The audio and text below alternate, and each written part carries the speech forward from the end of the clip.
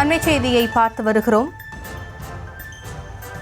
நேற்று புதுச்சேரியில் யோகா தினத்தை முன்னிட்டு ஹிந்தியில் பெயர் பலகை வைக்கப்பட்டிருந்த நிலையில் அதற்கு பல்வேறு எதிர்ப்புகள் எழுந்த நிலையில் இன்று தமிழில் பேனர்கள் வைக்கப்பட்டிருக்கிறது. ஒருபுறம் அந்த காட்சியையும் பார்த்து வருகிறோம்.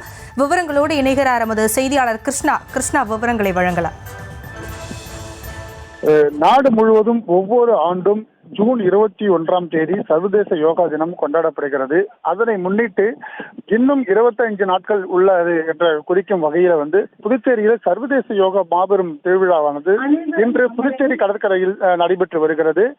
மத்திய அரசின் ஆயுஷ் சுகாதார சார்பில் இந்த சர்வதேச யோகா திருவிழாவானது நடைபெற்று வருகிறது. இந்த விழாவில் மத்திய இணையமைச்சர் பிரதாப் ஜாதவ், துணை ஆளுநர் கைலாசநாதன், முதலமைச்சர் ரங்கசாமி, சபாநாயகர் செல்வம் உள்ளிட்ட பொதுமக்கள் மற்றும் கல்லூரி மாணவர்கள் இதில் பங்கேற்றிருக்கிறார்கள்.